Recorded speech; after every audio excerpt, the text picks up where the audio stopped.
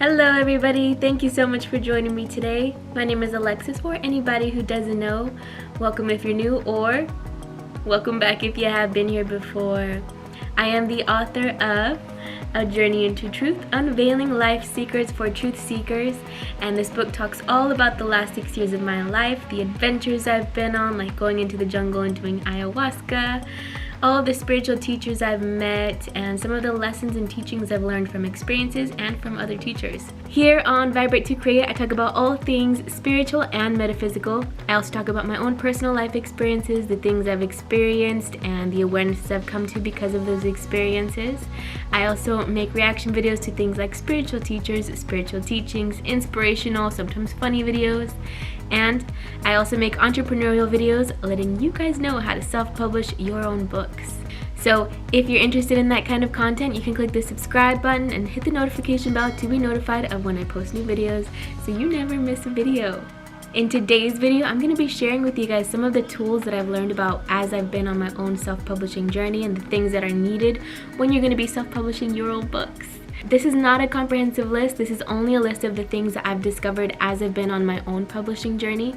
So there are many avenues I would go and research through different kinds of teachers, research all over the place, because there are so many avenues, and I'm just giving you guys some of them today.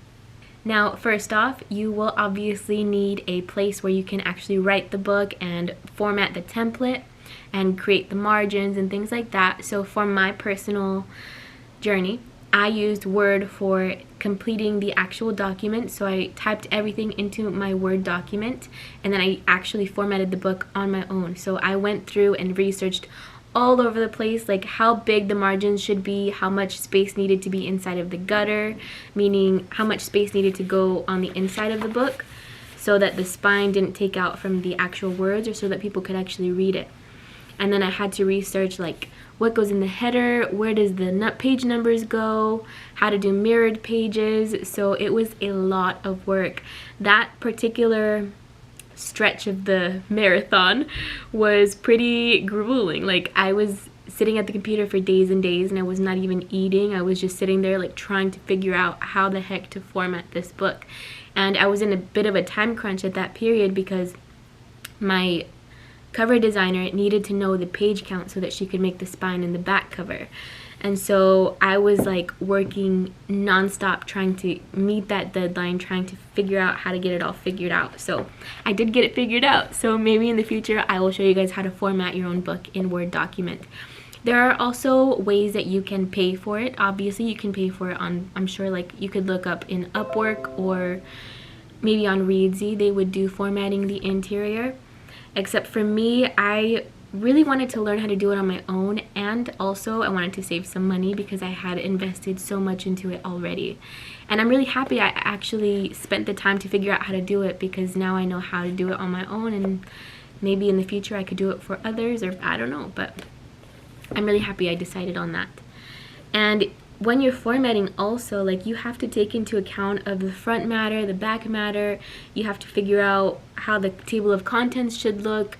You have to figure out like the title pages. Let me show you one of the pages here. And this is not finished yet because I have to go in and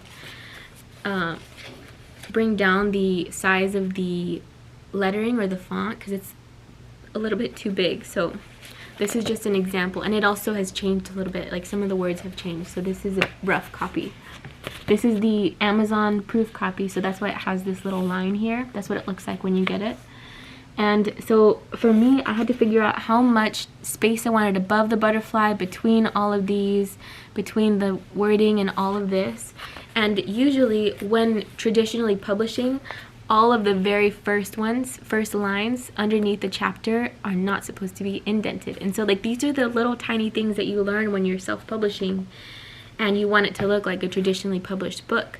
And for me, I ended up creating my own business out of it, like my own publishing business. So you can see here the Vibrate to Create symbol and the logo. So that goes there, and it also is on the spine and on the back of the book. And I'm really happy I took the time to do that because it looks really cool and it looks like legit. I'm really happy I decided on that. So anyways, that's a little bit too much about formatting. Let's get into some of the tools and the things that you'll need.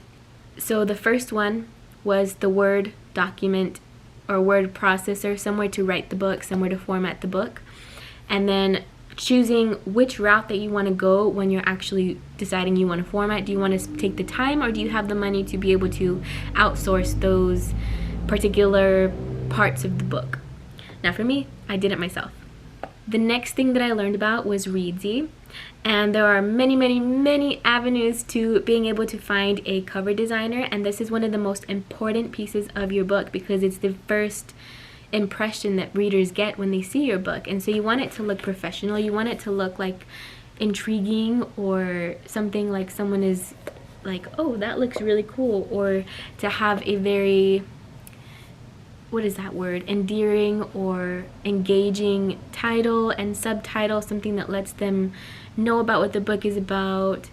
And the back should have a really cool summary. It should directly depict what should be in the book, what should the reader expect, what are they going to get out of it. And I also had her put the author bio, and like these were all things that if I hadn't told her I wanted them there, they wouldn't be there. So you really have to take into account what you want your book to look like. Do you want it to look like it's traditionally published?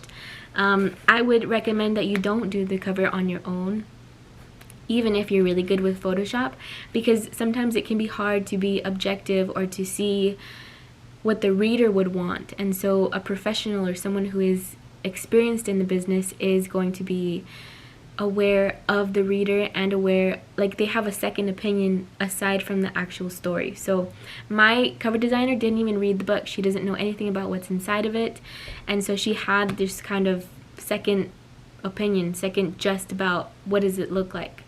And so I found her on Readsy, and I found her because I was just looking up where can I find cover designers, and then I went onto Readsy. I found that one specific website, and I looked through all of the cover designers, and I decided on a couple. I sent each of them a cover letter or a summary of what my book was about, what I wanted on top of the book, what I wanted the back to look like. And so I sent it to multiple of them.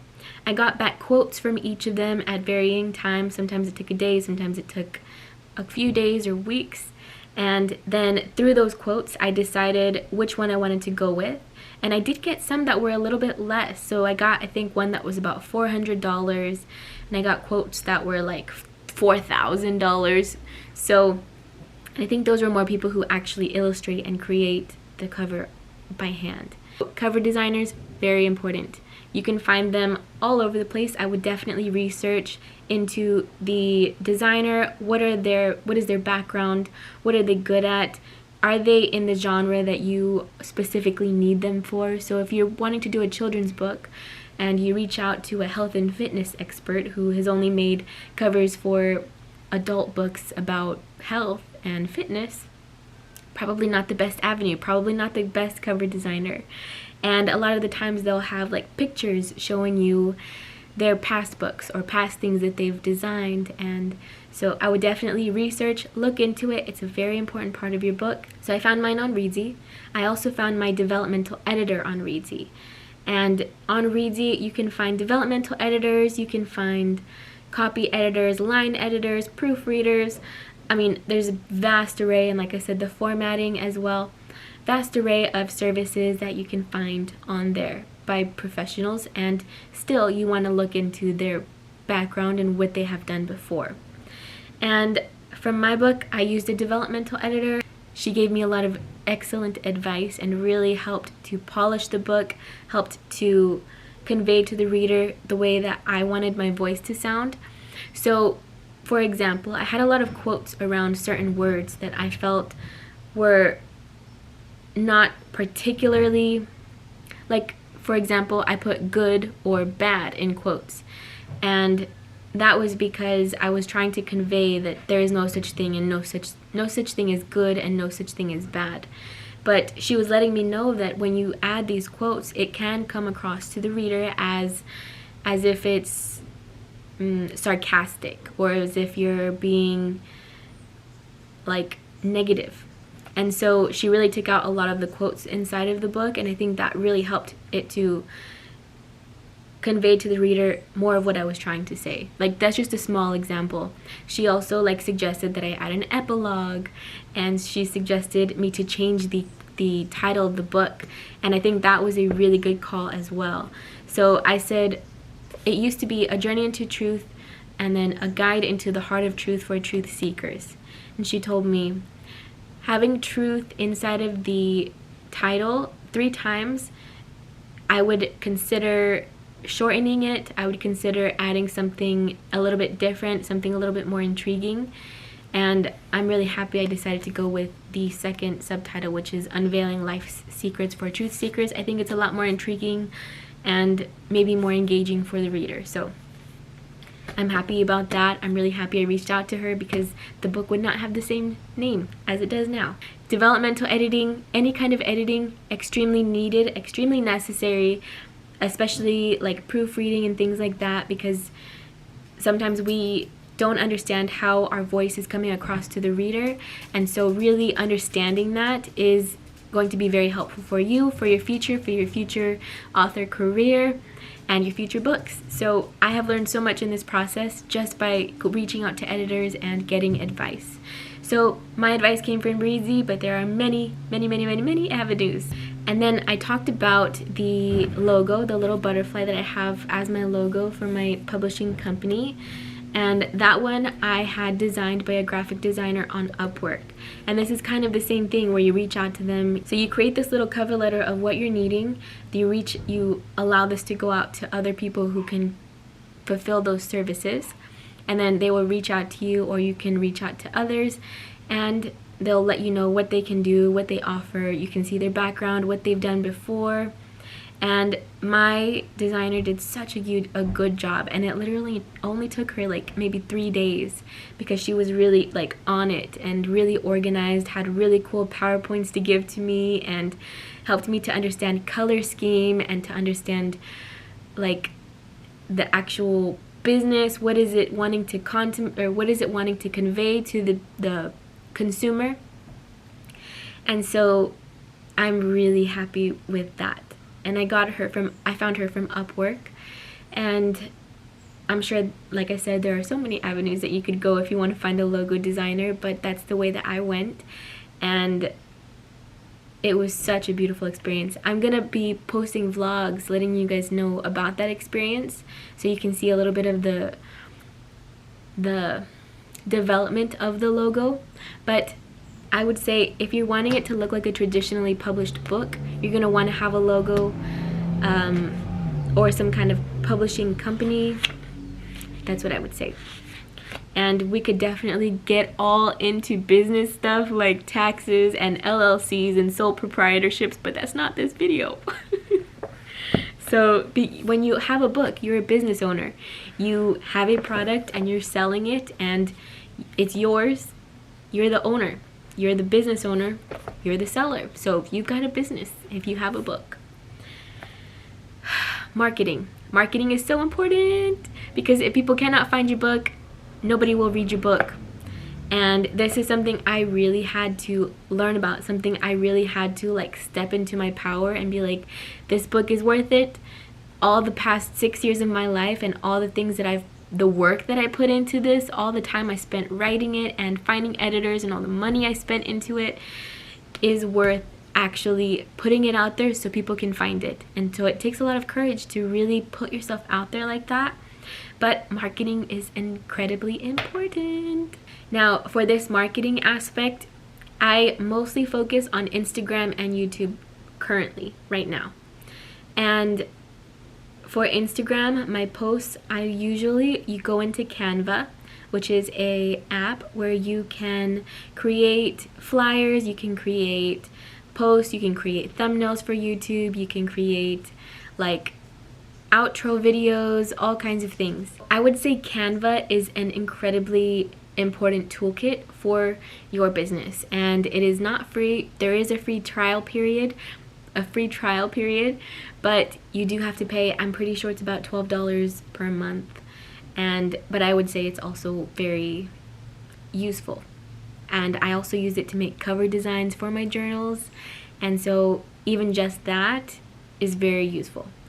And so Canva, very important. Choosing your business colors, very, very, very important. There's a whole psychology about why people choose certain colors for their businesses, and why like banks are usually blue and why McDonald's has yellow and red. So I would definitely look into that if you're going to be having your own business. So far we've gone over Reedsy, Upwork, Canva, and uploading platforms like Instagram, YouTube. You can also use Facebook. You can use Pinterest if that's in your genre and you think readers would be there. So now I want to talk a little bit about where you can upload your book. Now, there are many, many avenues as well, and it depends all on your own publishing journey, what you're wanting to create, where you're wanting your book to be. So if you're wanting it to be on bookshelves, if you're wanting it to be in libraries, if you're wanting it to be only on Amazon, online. So it depends. Now for me, I decided to go with 2 separate uploading platforms, and I decided on Amazon KDP and Ingram Spark.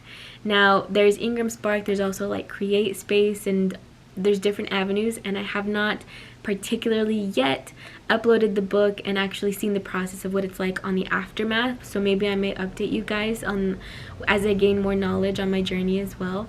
But Ingram Spark, I decided on this one because you're allowed to have a pre-sale period for your paperback book, which is something that Amazon does not offer. Amazon does do pre-orders, but only for ebooks. I'm not sure exactly why, but they only do pre-orders for ebooks. My camera died, and someone's out there mowing the lawn now, so we're gonna just have to go with it. We just gotta go with the flow today. Where were we? Ingram Spark and KDP. Now, like I said, these 2 platforms are very different, meaning Amazon has expanded distribution, but it's not necessarily at the level that Ingram Spark is allowed to distribute. So you can have your book on Kobo, which is like the Canadian platform for books, I believe.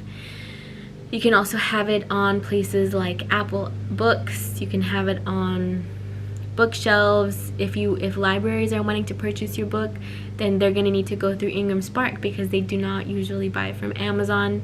And so I don't know all the details about Ingram Spark, so if you're really interested in this particular platform, and like I said, I will update you guys as I learn more along the way. But I decided on Ingram Spark and KDP, and when you're uploading to both platforms, you need to have your own ISBN, because if you upload to Amazon, they will offer that they will give you a free ISBN, which can be beneficial if you are only wanting to upload to Amazon, because if you upload to Amazon and you take that free ISBN, you are not allowed to go onto Ingram Spark and to upload the same book, because it is Amazon's ISBN, meaning they are, in essence, the publisher. You still have the rights to your book, but they've published the book with their own ISBN with their name on it. And so when you purchase your own ISBNs, that means you are your publisher and you have the rights to be able to distribute it wherever you want to. It does cost money, but I would say it's worth it if you're wanting to have your book in multiple places in different avenues. And so I decided to buy my own, and when I bought mine, I went to the official ISBN purchasing platform, and that is bowker.com, and you have to create your own account, and then you would have to buy your own ISBNs. I'm pretty sure it's like 200, I have to look it up, I'll put it in here.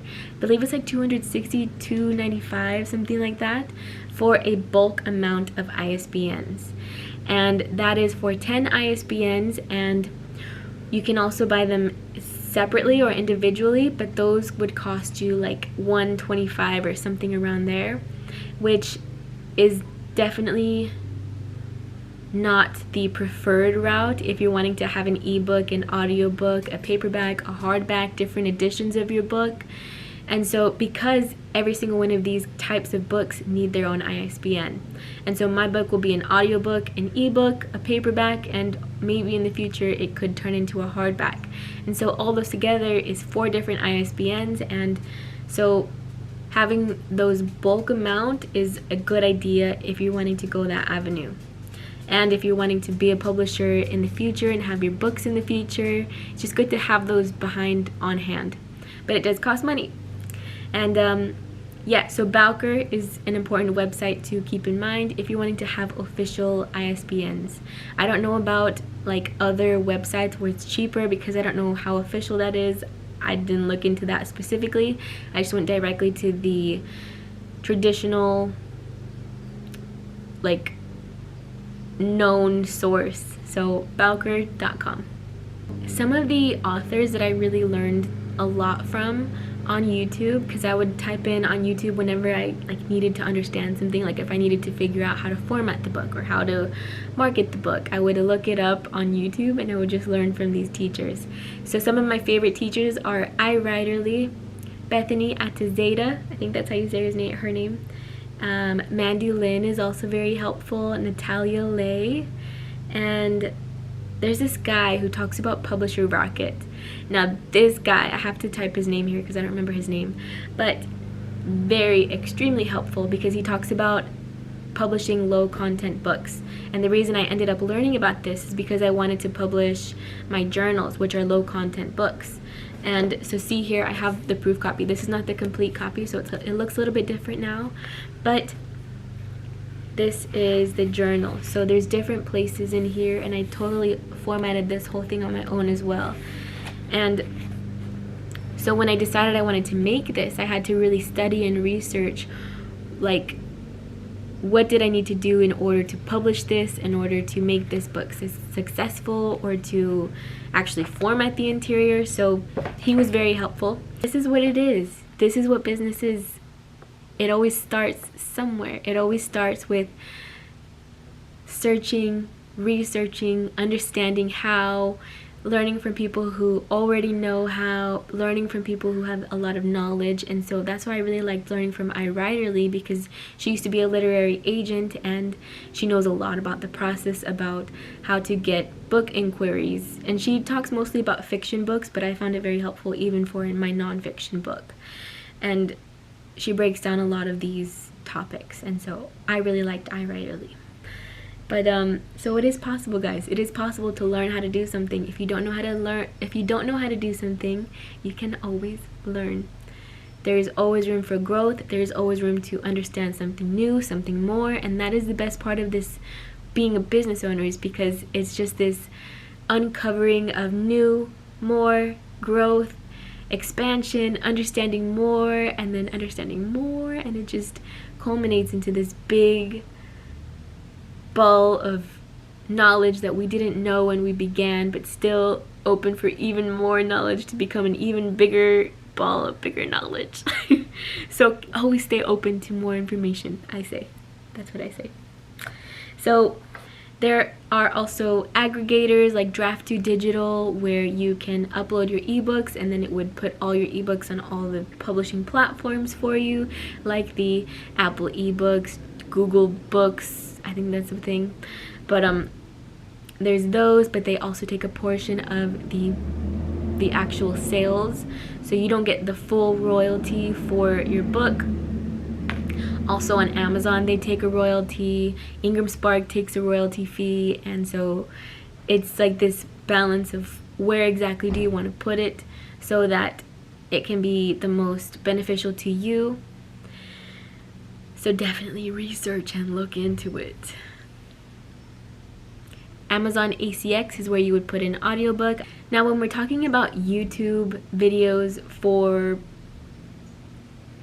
promotion of the book, for marketing of the book, there are particular things that may be needed, maybe not always necessary, like you don't need it to begin with. But for me, I began using an editing tool and an editing software called Adobe Premier Pro. So I pay for it yearly, and it's like, I think over $200, so that was another big investment. But it's been very helpful because it really helped me to create my documentary for my book. And so being able to see all of that all together, and the journey all together, and like how much I grew just from the very first video that I picked up and started talking about the book and the process and what I was going through, it's really cool to watch. It's like watching a little baby learning how to walk.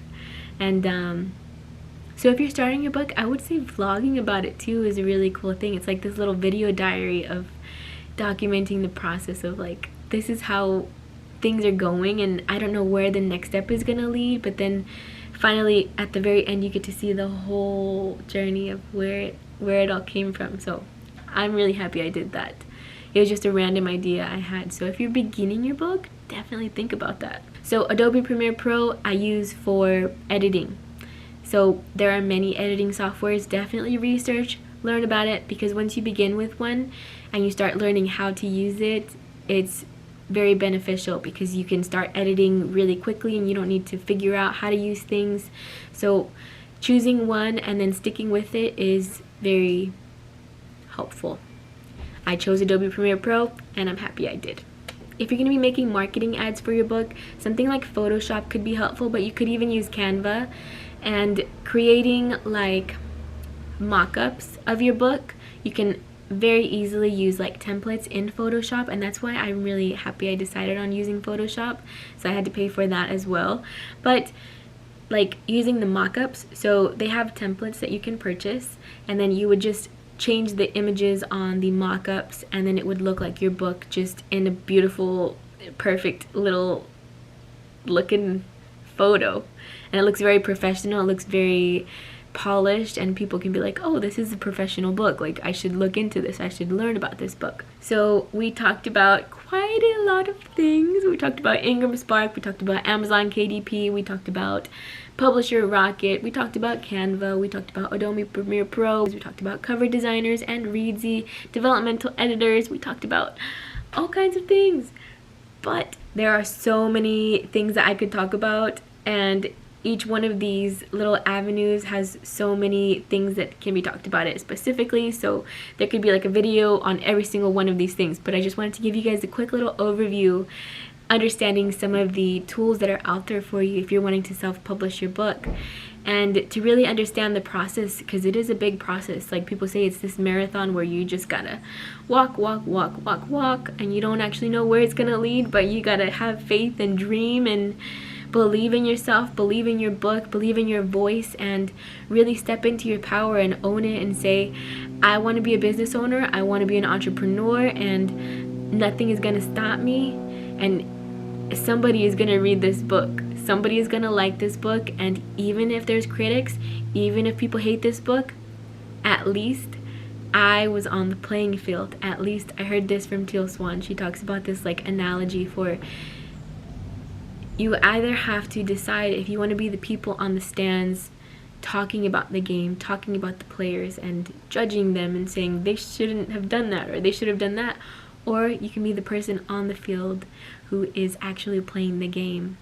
And so to me that was very inspiring, because it was like, yes, be the one who writes the book, be the one who gets on the field and says, all right, even if the people in the stands are going to judge me, even if those people want to watch me with judgmental eyes, or even if people hate what I have to offer or the game that I play, at least I played the game. And really having that fearless intention of like, I'm going to do this and I'm going to live life fully. I'm going to actually play life, play in life, instead of talking about playing in life.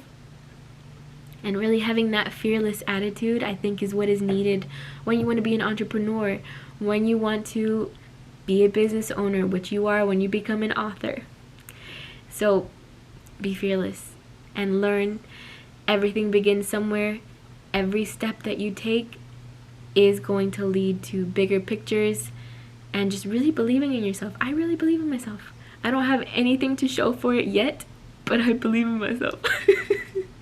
But these are the steps it takes. This learning process, this understanding, this creativity, and this uncovering of even more knowledge that we didn't know beforehand is the journey. It's the process. It's the creation. It's the becoming more than you were when you began. And so I'm so happy I decided to take that leap of faith, and I decided to just put the book out there and to invest in it, invest the time in it, and be able to 5 years from now still be telling people about this book, because I'm very proud of it. But those were some of the tips I have, some of the tools that I've learned about. If you guys have any questions, if you have any other tools you've learned about, you can leave them in the comments. You can find me on Instagram at Vibrate2Create. I hope you guys enjoyed today's video. I hope you got something from it.